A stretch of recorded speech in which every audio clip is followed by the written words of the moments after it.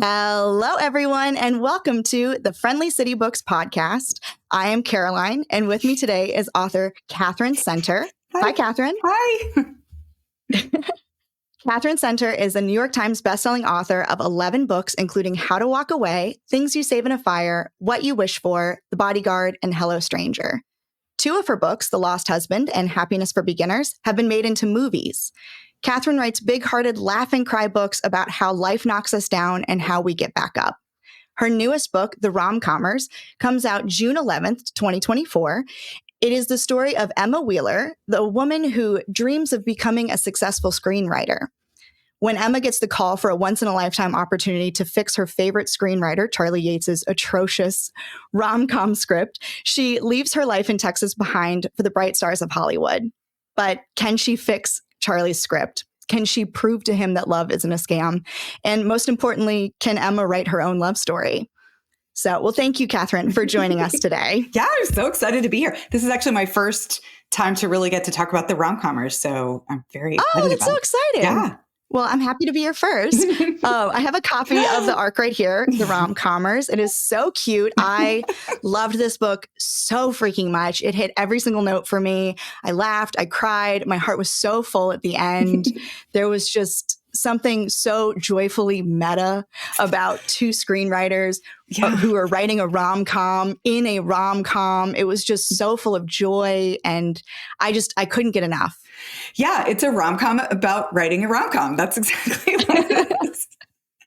Yeah, it's it is very meta. Yeah, but fantastically so. Like, I thought that it was so cute the way that you were able to add a lot of tongue-in-cheek notes to it, and a lot of this, it still felt so relatable, even for somebody who isn't necessarily in the industry. Yeah. It was fantastic. So I also know that the finished copies are going to have hot pink sprayed edges. They are. Which is very exciting. It's very exciting. They're going to have hot pink sprayed edges, and they're also going to have special end papers. So when you open it up, the end paper that kind of connects the board of the cover to the sort of first pages is going to be, it's going to have leaves all over it. It's going to have the leaves of this very pretty tropical plant called a monstera plant, which is, it's actually, the papers are supposed to look like the fabric on a dress that Emma is wearing in a very pivotal scene in the story. And so, yeah, it's got 2 special things, not just one. It's crazy. It's going to be just a piece of art. I love that so much. I'm definitely going to have to get one for myself because I've read quite a few of your books, but I genuinely think this is my favorite one yet. And so I'm going to have to get one and just put it in the pink section of my rainbow up here, and I will just love it so much. Thank you. So I actually had the opportunity to meet you in San Antonio at the Twig in 2019. That was when you were promoting your book, Things You Save in a Fire. Mm-hmm. And at the time, you were talking about how Josh Duhamel had just been cast in the movie make of The Lost Husband, which was so exciting. Yes. Since then, The Lost Husband hit #1 on Netflix, and your book, Happiness for Beginners, also became a Netflix original movie starring Ellie Kemper. Yes. Which I imagine is a very exciting process as a writer to see your books come to screen in that way. Yeah. How much control did you have in those movies? Did you have a creative credit in those movies? Yes. I got the credit of, based on the novel by Katherine Center. And then for Happiness for Beginners, I actually had a producer credit, which was kind of cool. That's so cool. I didn't really have a huge amount of input to the whole thing, because it's not my world. Writing novels is a very different thing from making movies. And so I was just grateful that it was happening at all, and very excited to see it, take shape. But I did get to go to the set for both of those movies, and I got to do a very small cameo in each of the movies. And actually, it's a slightly larger cameo in The Lost Husband, because I'm purchasing goat cheese at a farmer's market from my own main character, which took a few seconds to do that. And I was terrible. I mean, I just kept thinking they should fire me. This is so hard. I'm not good at this. I was definitely not born to act. They didn't fire me, I guess, they probably felt like they couldn't fire me. But I also, when I was on the set, I was there with my mom and my son. My husband and daughter were also there, but they had to leave early. But I kept thinking maybe that people would ask me for like tips or advice or like character insights. I thought Josh Duhamel might want to take me aside and be like, tell me all about O'Connor. But actually, no, they were like, we're good. We got this. We don't really need your help. So, but it was really, really fun. It was. I mean, everything about it was fun. But yeah, they don't need your help, weirdly. That's amazing, though. Yeah. Well, I feel like this is probably going to be the $1 million question that you get from everybody when you talk about the rom-commers. But was the rom-commers inspired by your experience adapting your books into movies? Oh, that's a good question. Well, here's the thing. I think I always thought that I wasn't allowed to write about writers. For all these years, like I've never written about writers. I'm like, people don't want to read about writers. Like that just seemed like not stepping very far off the base of what you do for your life. I was thinking I should write about people who do other more exciting things than I do for a living. So I never really thought about writing a story about writers. And I think that a couple things got me thinking about, I'm not exactly sure where the idea came from, but I know that I really, really loved learning about the screenwriting process from the woman who adapted my two novels. It was the same person, same screenwriter, director who did both of those movies. And she's actually like a friend of mine in real life. Like she lives in Texas and, we're pals. I also did some screenwriting early on. Before I ever did novels, I was thinking that I might move to LA. I have a friend who lives in LA who writes for all these huge TV shows. Like she's written for Shonda Rhimes. She's like had a whole sort of very successful career. And ages ago, early on, before I had ever had any actual writing success and I was just freelancing, she had said to me, you should come to LA. Like writers can actually make a living in LA. Like you should write for TV. And so I really thought about it. I was kind of moving in that direction because also dialogue is kind of my very favorite thing to write. And so I thought I might be good in that world. But then I wound up getting married and then I wound up having a baby. And I was like, you know what? I'm going to stay in my hometown where my mom could come and help me. And I'm just going to stay here. And I wound up writing novels. But so that was another part of it is that I actually have some experience writing actual screenplays. Like I've studied it. I wrote a few. They placed in some contests early on. I've worked with that software. I've done, and actually a lot of I'll just keep going. A lot of the stuff that I know about how to plot a novel, I got from reading books about how to shape a screenplay, like how to plot a screenplay. Because that makes sense. Yeah, I went to grad school for literary fiction. And they don't really talk a lot about plot or structure in literary school. Like they just want you to figure it out. It's almost like this feeling of like, it's one of the great mysteries of the universe. And, you got to kind of work it out on your own. But the world of screenwriting does not have that same issue. And there are tons of books about how to structure a story for a screenplay. So I've read a ton of books about screenplay writing. And that's really how I learned how to structure my novels, which I think of as romantic comedies anyway. I mean, even before we were using the term romantic comedy to talk about novels, I was thinking of my books as basically kind of like women's fiction on like a rom-com roller coaster structure. So emotions and big life changes and deep thoughts and poetry and all of that stuff in the story, but built on the basic shape of a rom-com. That's the basic trajectory of any story that I write because I really like them. It's like my favorite thing. So I'm a lot like Emma in a lot of ways. Now I can't remember what your question for me was, but I mean, it was partly connected with those experiences. And then, the other thing I want to say is another thing that kind of got me going, not on the screenwriting part, but on the giving myself permission to write about writers part was reading Emily Henry's fantastic book, Beach Read, a few years back. Yeah. Like I fell in love with her when the rest of the country fell in love with her. And, Beach Read is about a literary writer and a romance writer who fall in love with each other. Right. And, I loved many things about the book. She's a fantastic writer, but I really, really loved watching them spar about like their genre differences, right? And I love seeing them sort of take each other to task about writing stuff. And I was like, it was kind of like, I didn't even know you could do that. So once I saw that you could do that, I was like, I think that's where it all sort of started brewing in my head, was like, oh, I can write about writers who are writing something. And it was very inspiring to me. I mean, I obviously have many thoughts about writing and about stories. So this was a really fun, easy book for me to write. I mean, it just kind of basically wrote itself, because I've been thinking these things for 20 years, and it was so fun to be able to let a character say them. Yeah.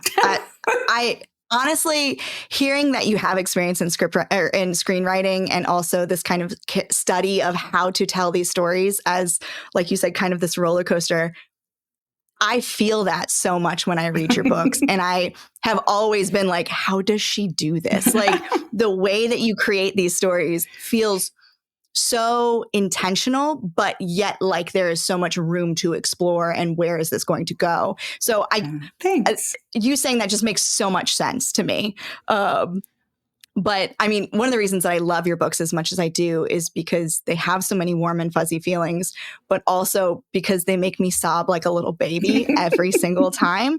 It's like, I know I'm going in to cry I like get the box of tissues next to the book, and I'm like, let's go. I'm ready to be hurt again. But I'm also like, build me back up after. It's going to be incredible. Yeah, that's on purpose. I mean, I'm doing that to you on purpose because that's what I want. As a reader, like that's my ideal reading scenario, is to feel all the feelings, right? And I want a love story to break my heart. I'm not satisfied if I didn't get my heart broken somewhere along the way, but I don't want the story to leave me there. I want the story to let me feel that and then take me on to a better place by the end. And yeah, that's what I'm always trying to do to people. Exactly what I'm trying to do. Yeah. Well, I was wondering what it's like for you to write such an emotional story. I know that obviously as a reader, I feel so many emotions reading it, but I have to imagine that in the process of writing them, it's also very emotional, and maybe you even feel it more than we do. It is very emotional, and I always cry. Every book. I don't think I've ever written a book where I didn't cry writing sort of the hardest, saddest scenes that are in the book. And that's always seems like it's always sad to feel sad like that. But it also is kind of like a very joyful thing too, because that's kind of the moment when I know that the people in the story have become real. To me, it's like the Velveteen Rabbit. Like there's a certain point when these not real people turn into real people. And I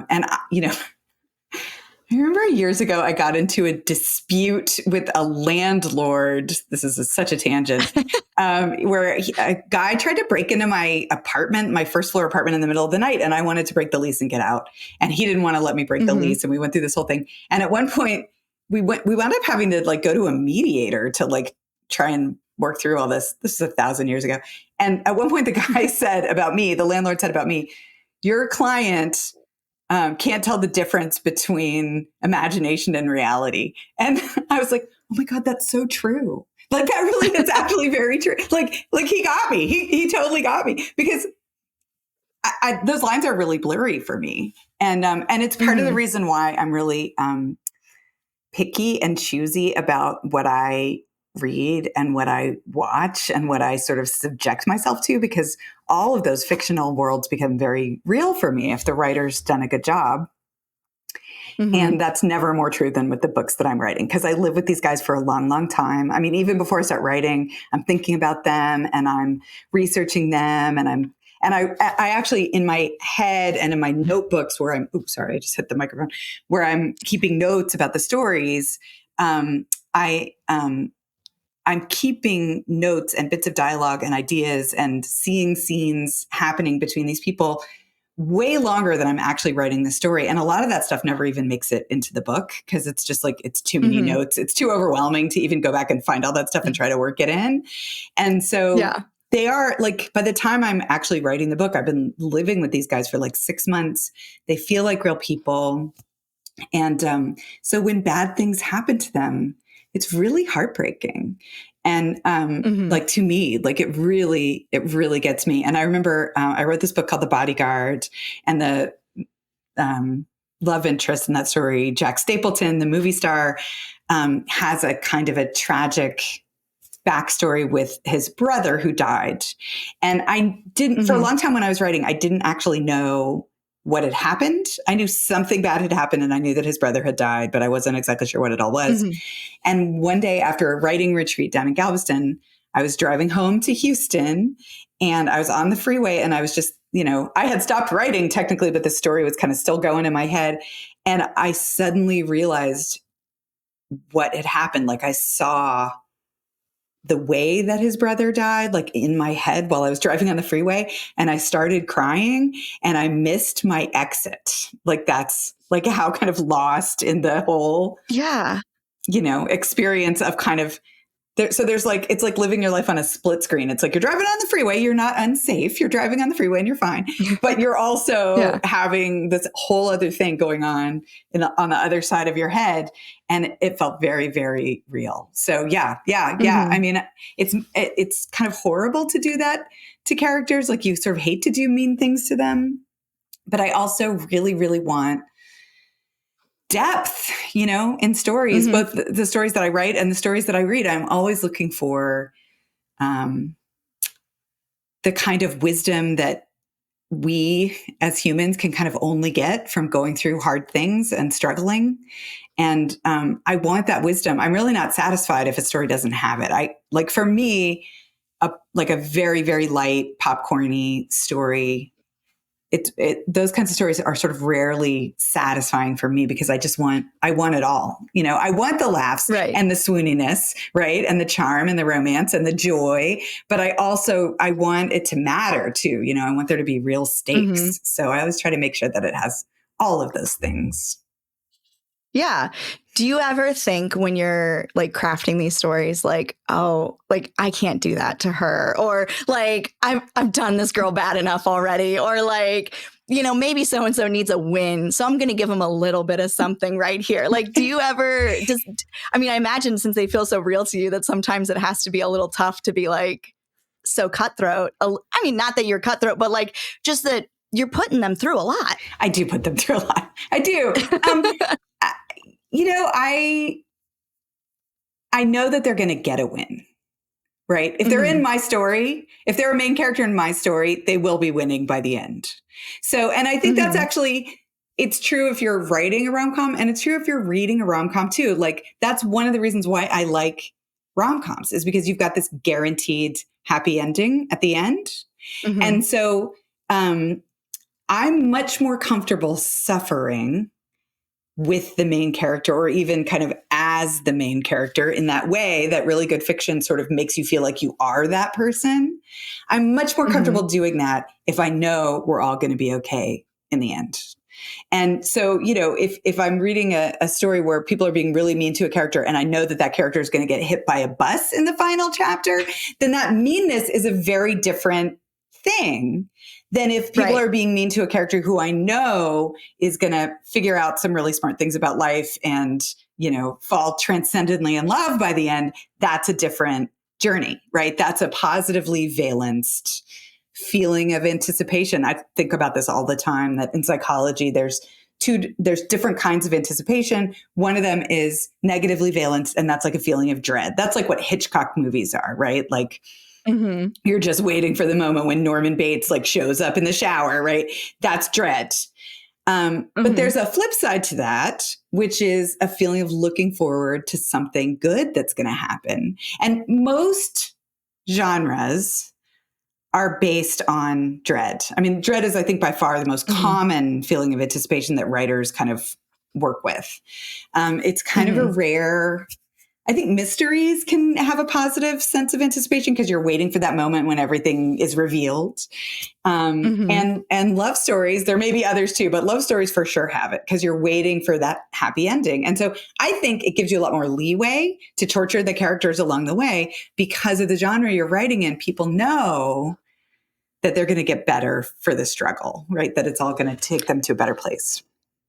Yeah. I also, as you said, as the reader, I think that there's a certain level of safety that you feel reading these books and being able to go through these emotional journeys, but also like it is a kind of a safe place to explore those depths of emotions. I agree. Because you know that like it's going to be okay. Right. And I think that sometimes that's can be a fantastic tool for processing some really tough things that people go through in real life. Yeah. And the feelings that you're feeling in your real life. But in this kind of like safe, isolated, maybe not even isolated, but just this safe space Fictional, to really. fictional space. Yeah. In your imagination. Yeah. As opposed to the real world. I totally agree. I mean, I think that it's like emotional calisthenics or something where you're just getting stronger because you're simulating going through these hard things in your head and you're, it's not real life, but it's pretty close. You know, if the writer's really doing a good job, it's pretty close. It's like, virtual reality for being a human. And you get to empathize with these people and you get to kind of struggle their struggles sort of with them and for them and as them. And then the thing is about wisdom that you can't get wisdom out of a textbook. You know, wisdom is not something you can come up with in the abstract. Wisdom comes from lived experience. It's the things you go through and the lessons you pull out of those things. And so fiction is not your real life, but it's kind of similar. And so I think reading a lot makes you wiser, more compassionate. You know, it teaches you all these sort of wise lessons about life. And so, yes, I think these stories allow us to kind of go there for a little while and then come back out. And also with my stories, you know, they're always this balance between tragedy and comedy. So yes, hard things do happen, but I'm not going to leave you there for chapter after chapter after chapter. You know, things will happen. And even within that same chapter, people will be joking about it. There will be banter. There will be pratfalls. I don't know, whatever's going to happen. Something's going to happen to lighten it. And I'm not going to leave you there too long because I don't want to be there for too long. You know, there are lots of books that I have read in my long and at times a very literary life where I just felt like I was in jail, you know, where I've just been like, oh my God, get me out of here. Please, please. I can't take it anymore. And I never want to make anybody feel that way. I mean, I've read more than my fair share of books where when the book finally ended, I just had to curl up in the fetal position on the floor and just like breathe for a while and try to recover. And there are writers who love to do that to people. And I think there is a value to that. But what I'm trying to do is lift people up. You know, I'm just trying to go the other way. I want to make us all feel better. I want to make us all feel more hopeful. And I want us to feel like we've learned something. And I want us to feel satisfied. And I want us to get to the end of the story and kind of look back at our own lives with these wiser eyes, you know, and in a good way, and everybody's different and they're looking for different things. But I'm very clear about what I am looking for in a story. And that's all I write. I only write the kind of story that I would want to read. And, you know, my sister is a very literary reader and she has a much higher tolerance for like every single person in the story being killed. Right. And I'm just not that person. I will check. I mean, especially since the pandemic, this is true. I will check. I will Google it to make sure that like, it's not going to depress the heck out of me before I even start. Cause it's like, if I'm going to go here, I want to make sure that I'm going to be able to take something good out of it. And so I'm very protective of my little tender inner reader as I'm looking for stories to read. And then also as I'm writing. And my hope is just always that, you know, that there are other people out there who are looking for the same kind of read that I am. Yeah. I always recommend to people in the bookstore, doesthedogdie.com, which without spoiling too much about books, it gives you like major checkpoints that you can check about like, well, it started out with, does a dog die in this movie? Right. And then it expanded to books and then it expanded to all these other things. And it is, I check it all the time because that's brilliant. I'm not here to read about that. So I didn't even know that was a thing, but I'm very excited to know about it. Yeah. But I think that for me, one of the things that just resonates so strongly in your books is the prevalence of hope. And I think that hope is the tool that keeps things bittersweet and keeps them from turning like bitter and sour. You know what I mean? Like it keeps that sweetness, that hope, that like promise of future and togetherness and that like we can get through this. And I think that message is always in your stories and really carries through no matter what these people are going through. And I appreciate that. Yeah. I mean, I'm not very good at hope, actually. Like, I always kind of start with death in every situation and work my way backwards. Like, I'm always just like, you know what? We're all doomed. Like, that's obviously the only conclusion you could take from whatever it is that's happening. So it's because I'm not very good at it that I work at it so hard, right? It's because I'm not very good at it that I write about it all the time, and I read about it, and I study it, and I work on it, and I practice it, because left to my own devices, I would just be very despondent about everything. And so it's I mean, I think in a way it's like a hard won kind of hopefulness. It does not come naturally to me at all. But I think I can write about it better because I've had to work so hard on it. Yeah. I know that in the past you've talked about how much research goes into writing your books. I remember you mentioning about how important it was to you to get everything right in the plane crash and the injuries and how to walk away. But do you also do romantic research for your books like Emma and Charlie did in this one? Is it fun sometimes? Oh my God, it's all, yes. Well, first of all, research is always incredibly helpful. Like, my books are way better. Like, as I've gotten older, I've done more and more and more research, because I find the more research you do, the more ideas it gives you. And then the sort of bigger cornucopia you have to choose from as you're pulling scenes and moments and stuff to put into the story. So I started doing a lot of research out of fear, because it was really the book that I did the most research for was How to Walk Away. And it was about this woman who's in the plane crash. And I didn't want to get it wrong. I was so nervous that I was going to get it wrong. And so I did a ton of research. But what I learned by accident was that it made it such a better story, because it gave me so much more material to work with. So now I always do a ton of research, even if it's something that I think I already know about. So, like, I could have fudged it on the Rom-commers, because I am a writer, right? And I know a lot about that life and those people. But I did interview Vicky White, who's the screenwriter director of both of the movies that have been made out of my books. I did a whole serious hardcore interview with her about the life and the process. And also my friend Allison Shapker, who I was talking about earlier, who lives in LA and is a working TV writer. She very kindly donated a big chunk of her evening one night to talking to me about how it all works, because I was like, I do know about writing, but I don't exactly know about screenwriting or what it's like to be a working screenwriter. So actually this idea that Emma goes to see Charlie and it needs to happen in real life because he is a big deal and he doesn't do things on Zoom, that actually came straight out of a real story about a real ghostwriter who went to work with a real big deal Hollywood person that my friend Vicky knew about. And I mean, the minute she said it, I was like, oh, there's my premise. Okay, I'm good. I mean, I knew she was going to work with him, but I wasn't exactly sure how in this world of Zooming we could justify her having to move to LA. But of course, I wanted her to move to LA for a million reasons. I had to get her to LA. And then once this real person who works in this real world told me this real story, I was like, okay, that's legit. Like, we could have a successful screenwriter with a big ego who's just not going to Zoom. That's a real thing. So so the research is really helpful, and I take it very seriously. Do I ever do romantic research? Yes. I mean, we're all alive on the planet and we do things. And, I've certainly, I'm not like 14, like I've done plenty of kissing of people in my life, but it's one thing to know what it's like to kiss somebody. And it's another thing to break it down into tiny little moments. So yes, I do make my husband do all kinds of romantic things with me. I'm blushing now to remind me, what does it feel like to be hugged?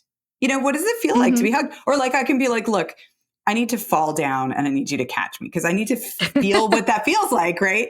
And these are very bizarre things to ask a man to do, but he's very game about it. And he does help me with stuff like that. Even just, and I do it all the time too, even with tiny little things. It's like, I'll be like, oh, he touches her hand. Like, what does it feel like to be touched on your hand? And then I'll just kind of think about it, overthink it, and try and put that feeling into words. I think that's part of just being a writer, is just nuttily wanting to translate every life experience into words. Yeah. Well, in your research, did you actually find a 6-foot-tall Italian line dancing instructor? And if so, what bar does he work at?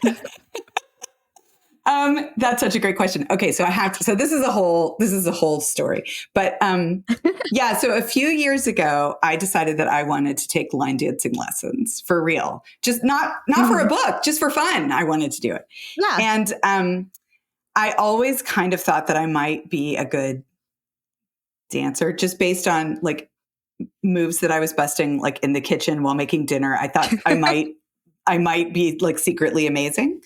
And my grandmother was a dancer, like back in the day. She and her twin sister, identical twin sister, used to be like, they would dance in shows. They weren't showgirls, but they were like theater dancers. And so I was like, maybe it skips a few generations. So anyway, I signed up for this line dancing class and I was like very excited. I was like, I think this is the thing I've been waiting for all my life. Like, I think I might be going to the Olympics. And then I got there and I was terrible. I was so terrible.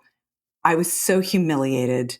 I was so bad. This very nice lady teaching the class would give us a sort of basic, 32 count instruction on what to do for this very basic beginner dance. And I would watch the whole room like launch into like motion together, everybody just totally following her with no trouble at all. And I would just be standing there like, I don't know what to do. Like, what are you people doing? Like, I don't know. I don't even know how this works. I can't remember the steps. Like, what are we doing? And I wanted to quit very badly because I'm not a huge fan of the feeling of being humiliated. But I had taken my daughter with me, my daughter who's in college. And when I told her, I was like, I'm going to quit. I didn't sign up for, human despair. I thought it was going to be fun. I'm quitting.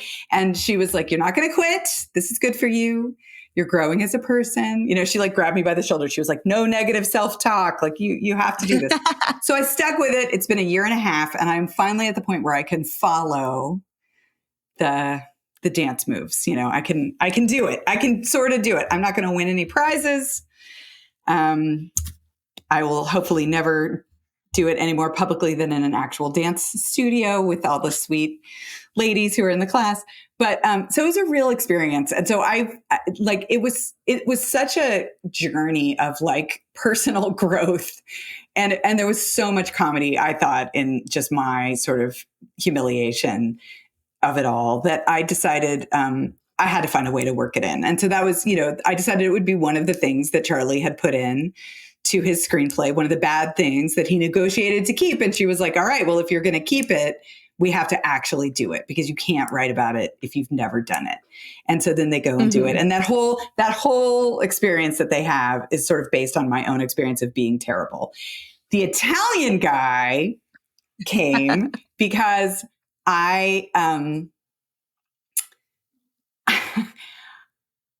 my class is a lot of just normal people. My instructor is a nice mom of little kids, adorable, sweet person. And I was like, all right, I need a sexy line dancing instructor. So I literally did a Google search for sexy line dancing just to see what that would look like. There's not a lot of sexy line dancing. I mean, line dancing is not something you do to be sexy. It's just a thing you do for fun, right? That's all it is. Yeah. But I did, in that Google search, come across a bunch of, like, line dancing is huge in Europe. And so I did come across this group of Italian line dancers who I swear I thought were from Alabama or like somewhere in the deep South because they had the hats on and like the Wranglers and the plaid shirts and everything about them looked totally American in every possible way. And then they were Italian. And I thought that was so funny and surprising that I decided to make him Italian. So that's where that came from.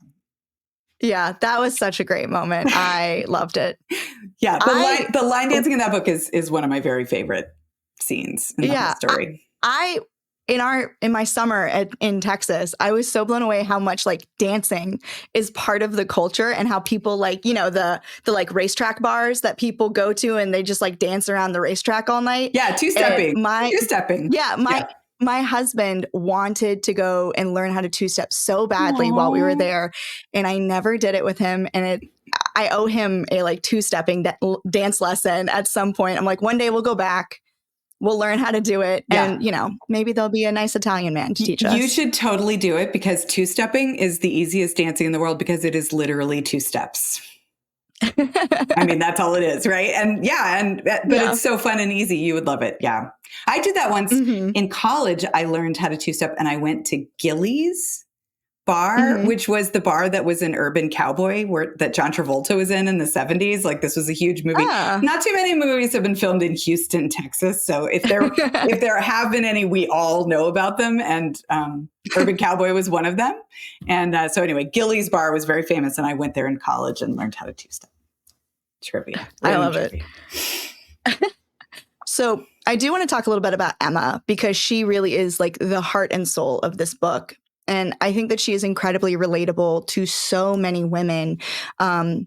She has this huge heart and this very enduring spirit, and is a true romantic at her core. But she also carries this tremendous burden of guilt as a result of this tragic family accident. I felt a real message with Emma of giving yourself grace, and of maybe letting go of things outside of your control and learning to live a little bit, and living for yourself a little bit. Can you tell me about the process? Obviously, I think we've talked about this a little bit, but just of creating a character like Emma, who is so singular, yet she speaks to so many universal truths and experiences for so many women out there. Mm-hmm. Yeah, I love Emma. I mean, I started with Emma's curly hair. That's where Emma started for me. And it started with a conversation that I had with my friend Maria, who has very, very curly hair. And I have curlier hair than it looks like I have, but I have pretty curly hair too. And living in Houston, which is a very humid place, you just never know from day to day what your head's going to look like. It'll be a totally different shape just depending on the weather. And so Maria and I were having coffee and talking about Houston and humidity and curly hair. And she said the funniest thing. She said, when you have curly hair, you don't control it, it controls you. And I was like, oh my God, that's the truest thing I've ever heard about having curly hair. So right then and there in this coffee shop, I was just starting to write the rom-commers, and I was like, I'm going to give my main character curly hair. And she has curly red hair, which is like a lot. It's like a big, bold thing. And I come from a family of redheads. My mom has like carrot red hair. My older sister has carrot red hair. That's very curly. And so that was my starting place for Emma. That was my door to kind of get into who she was. And what I love about Emma the most is what a caretaker she is. She's been taking care of her dad, and her dad is awesome, and she loves her dad. And but it's a lot, it's a lot being a caretaker. And I think women often are doing that job, men too, in different ways. But I felt like I understood her really well with that. And so I felt like that was something I could write about really well, what it's like to have someone you love who needs to be looked after. And there's an intensity that comes when it's someone you love who needs to be looked after, if it's someone you like, okay, that's a different kind of caretaking. But when it's somebody you really love a lot, that's very intense caretaking. I think it makes your heart grow, and it's good for you in a lot of ways, but it's intense. So Emma's doing that for her dad, and she's doing it because that's what we do for the people we love. But she's also doing it because she has, guilt about her family's sort of the great tragedy at the heart of her family situation. There's a little bit of that. And so this journey that she goes on with the story, when she gets the chance to go to LA and work with this screenwriter, she's having to kind of step out of all of those patterns and do things differently. Right. And it's freedom. It's a new kind of freedom that she hasn't had in a long time, but it's also really terrifying, and it's hard, and it's vulnerable. Right. And in a way, she hasn't even really had to figure out who she is, because she's had other priorities. And now, once she's kind of relieved of a lot of that stuff, she has to ask some other questions about what really matters and who she wants to be. So I love that. I love stories about people who are kind of breaking themselves open and kind of trying to become a sort of bigger, different, wiser version of themselves. And that's Emma. Yeah. Did I cover everything on her? Yeah, I love her though. There's a lot of me in Emma. I mean, I'm fond of her. There's a lot of me in all of my main characters. The things that happen to them are not necessarily the things that have happened to me, but they talk about them and they kind of process them in ways that I would if it had been me. And they sound like me for sure. And so whenever anybody like in a Goodreads review like doesn't like the main character, I'm like, oh, I guess we wouldn't be friends then. Okay. They're not exactly me, but they've got I kind of mix in like half me and then half the character. And it's kind of I don't know if this sounds weird, but it's like my soul that's kind of bringing them to life kind of in this fun way. Yeah. Yeah. Emma's writing talents and expertise, and even rom-coms as a whole, are regularly diminished in the book by Charlie and also other movie industry people.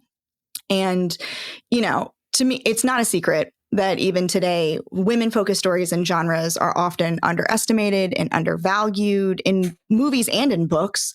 Yeah. And yet women have created so many incredible spaces, I think, for themselves and their stories to thrive.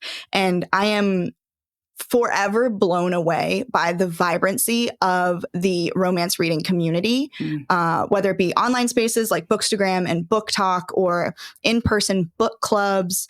What is it like for you to be a romance writer, a writer who focuses on women's stories for women, by women, who celebrates love and hope and joy? And do you feel that love back? That's a great question. I mean, I guess I feel like it's like an honor to get to talk about it and push for it and insist just kind of over and over and over and over that these kind of stories have cultural value and matter and are good for us. I mean, it's a real treat to get to liberate people, especially women, from some of the ideas that they sort of carry around about what they should be reading. I mean, I go and visit a lot of book clubs. I mean, I've been writing books since 2007, so I have visited hundreds and hundreds of book clubs.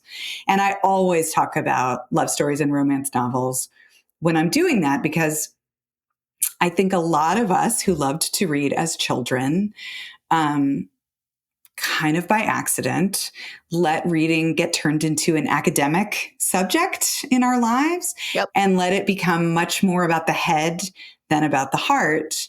But I really think that everything smart we're ever going to learn, we're going to find with the heart. And so, especially reading, I think if you can pay attention to your own inner compass about the stories that you long to read, that compass will guide you to the stories that you need to hear. I have this whole theory about how stories let us wrestle with all kinds of big, deep questions in our lives, questions sometimes so big and so deep, we don't even know that we're asking them or that we need to ask them, in ways that are safe and manageable, in ways that feel like play rather than work, and that allow us to kind of get in there and answer some big questions, but also wrestle with things that we need to wrestle with. And but you're not going to find those stories with your head. You're not going to find those stories by imagining like what your high school English teacher would want you to read when you've got like a free Saturday and a fuzzy blanket and a hot cup of tea. You have to pay attention to what you want to read, and you have to kind of trust that compass to lead you to the stories that you really need to hear, even if you don't even know why. And so I've always been drawn to love stories, always. And I didn't know why. I still don't think. I mean, maybe if we had, a 48-hour retreat, I could try to figure it out, right? But I don't know exactly why I love them, why they're my favorite genre, why I don't want to read serial killer stories, and I don't want to read, zombie apocalypse stories. I have no interest in that. But I do want to read love stories and I want to read them over and over, and I want to go into those tropes, and I want to see, the enemies become lovers over and over again. And I know for a fact, I don't need a scientific study to teach me this. I know for a fact that reading those stories is healing and nourishing something really deep in my psyche, and that it's good for me, right? That it really, really is important and valuable. And so I spend a lot of time trying to think about why those stories are important and valuable, why they're not ridiculous. And I write essays about it. I write author's notes about it. Hello Stranger had an author's note about it. The Rom-commers is going to have an author's note about it too, where I'm talking about, like, for a long time, this is a quote from the author's note, sort of a paraphrase, but I was saying in the author's note, like, for a long time, I insisted that love stories were no worse than any other kind of story, that they were no more ridiculous than zombie stories, right? No more nerdy than wizard stories, that all stories are sort of dumb in their own way. And that romance novels were the same, no worse. But what I actually am deciding the older I get is I think they might actually be better, because I think positively valenced, hopeful stories that show people becoming the best versions of themselves and mastering pro-social behaviors that would benefit society in, like, every different direction if we all in real life got better at those things. I think those stories might actually save the world. Like, I think those stories show us the best versions of ourselves. And, like, there's a real societal benefit to engaging with those stories and to paying attention to how people do that. Like, to getting good at love, literally getting good at love through reading these stories and thinking about it and taking it seriously and valuing it in a way that, say, serial killer stories do not provide the same value. You know what I mean? Stories about how terrible humanity is. First of all, that story's kind of been done. It's everywhere, right? Stories that say that we are the worst and that we are definitely for sure going to tear each other to shreds. I mean, those are kind of the stories that are everywhere right now. Yeah. It's like, that's fine, but I'm so much more interested in a more positive, more generative vision of humanity, of, like, what we're capable of. And how do we envision that if we can't envision it, right? If stories about how awful we are the only stories we ever tell about ourselves, then those are the only stories we have. That's in the book, I think. I think Charlie says that in his acceptance speech, but it's true. I mean, Charlie's just quoting me, but, like, I think we need better stories about who we are and who we can be. And I think romance novels do that. Every single thing that gets people in a love story from wherever they start to their happy ending at the end, every single thing that moves that story toward its happy ending is a pro-social concept or behavior. They have to get better at listening. They have to get better at nurturing. They have to get better at caretaking, right? They have to learn compassion. They have to learn to apologize, right? They have to do all these things that are actually good for them and good for society as a whole. So I really think it's the most ridiculous habit that we have of maligning these stories and rolling our eyes at them and pretending like they don't matter. When the older I get and the more I think about it, the more I think the opposite is true. So I really just think we all need to be reading romance novels. Yeah. And also to diminish stories that are so emotionally in tune or tapped in, is also very much a defense mechanism of saying, sure, I can't handle that. You know what I mean? Or I don't know how to even begin. And I think so many times, like, the stories that we're seeing that are being diminished or genres that we're seeing diminished are women focused, emotionally based stories.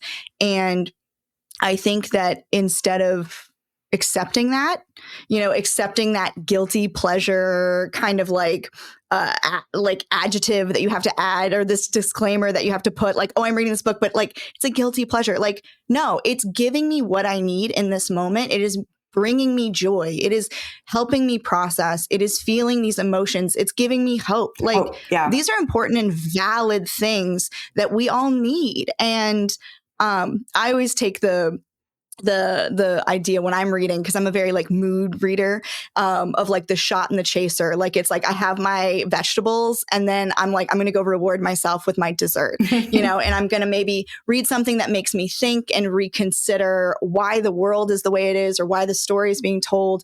And then I'm going to go fulfill my emotional needs and and center myself back into my emotional reading and my heart and myself, and then move forward. And I think that, you always talk about, read for joy, find books that speak to you, read what fulfills you. And, at the bookstore, we call it, not yucking someone else's literary yum, where, there's no two people coming to the bookstore who love the same type of book or the exact same books, plural, but everybody can find something in a book. And the magic is when you connect that book to the right person and that message comes through and it touches them. And so I love it. I love the whole, the read for joy concept, I think is just so important, especially for women, to show them that you don't need to feel judged or feel ashamed for wanting to read stories that speak to you. Women's stories are not less than because they are women's stories or because they are emotionally in tune. In fact, that I would argue makes them more powerful to me as a woman reader. And that is something to be celebrated. Yeah, 100%. Sorry, I get really the read for joy thing is really about finding that compass I was talking about earlier. It's about finding the stories that are like resonating for you. And that's, I years ago went to a party, a very literary party, where this very nice lady asked me what I was reading and then told me that she had been trying to read over the summer the collected works of Faulkner, but she was just feeling really terrible about it because she hadn't gotten very far and she just kept falling asleep. And, at the time I was like, oh, sweetheart, that's not your fault. That's Faulkner's fault. Like, if he's not keeping you awake, right? He's not doing his job. Like, let it go and go read something fun. And that's not to hate on Faulkner, because obviously he's doing fine. But like, that was clearly not the right set of books for her in that moment in her life. It was not resonating for her. It was not connecting. In 10 years, maybe it will. But like, I have a 50-page DNF rule for myself. Yeah, like if I start a book and it's just not connecting and I just can't get into it and I don't feel that pull, there's like a very specific feeling that you feel when you're hooked in a story. Like, and for me, the hardest part actually of reading is always the beginning, before that conveyor belt has started moving, when you're still in the very beginning and you're like, who are these people and why do I care? And you're sort of pushing yourself into the story before the story starts pulling you along. If I don't start to feel that pull after 50 pages, I'm out. Unless I have some reason to stay, I'm out, because life is too short. I'm not a fast reader. And there's plenty of good books out there. So I just move along. I give myself credit for trying. And then I keep going. And I wish I could give that same permission to like every reader in America. Like, it's okay to try things. And it's also very, very good for you to pay enough attention to your emotional compass to know when a book is not resonating, and then move on down the road and find one that will. Because every time a story resonates for you in that way, even if you can't articulate what it is teaching you something that you need to learn. I think it's that state of flow that you get into when you find a really good book that is the right book for you at the right moment, where it's like that perfect balance between it's just challenging you enough that you're learning something, whatever it is, emotionally, whatever. This can be, this could be like a romance novel about pirates. I'm not saying it's challenging you like you're having to read something really brainy and intellectual, but it's challenging you in some way, emotionally or however it is, enough, but it's still fun. And I think when something feels like play, that's like the sweet spot, right? That's how animals learn things, is play, right? And so when you are reading a book and you are loving that book, genuinely, you're not loving that you can tell your friends you're reading the book, but you're loving the book, your experience of reading the book, that's when you know it's the right book for you. And I think that's the compass we all need to be using to know that we found something that matters and something that's making us better people in some way. But it's not an intellectual thing, right? It's a heart thing. You have to feel it. You can't think your way through it. And that's a hard thing to do because school teaches us to think our way through books.